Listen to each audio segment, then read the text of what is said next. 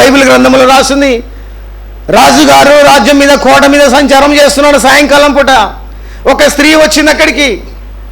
స్త్రీ వచ్చి అంటున్నది, రాజు అయిన నా ఏలినవాడా నాకు సహాయం చేయయ్యా అని అడుగుతున్నది. ఆ స్త్రీ ఆయన రాజు నమ్ముకున్నదేమో, దేవుని కాదు నమ్ముకున్నది ఆమె. అందుకే మనుషులు నమ్ముకున్న వాళ్ళకి దేవుని సహాయం అస్సలు దొరకదు. అక్కడికి వెళ్ళి అడుగుతున్నది, రాజు అయిన నా ఏలినవాడా నాకు సహాయం చేయి అన్నది. కానీ రాజు ఏమంటాడు తెలుసా? గానుగలో నుండి అయినను కళ్ళములో నుండి అయినను ఏది అయినను నీకు ఇచ్చి సహాయము చేయ నా వల్ల పడదు. ఎందుకంటే దేవుని సెలవు లేదు కాబట్టి. హల్లెలూయా. దేవుని సెలవు ఉంటేనే నీకు సహాయం దొరుకుద్ది. ఆ దేవుని సహాయం కావాలంటే నువ్వు దేవునికి మొరపెట్టాలి. మొట్టమొదట నాకు మొరపెట్టుము నీకు ఉత్తరం ఇచ్చేదను. ఇంకేమన్నాడు?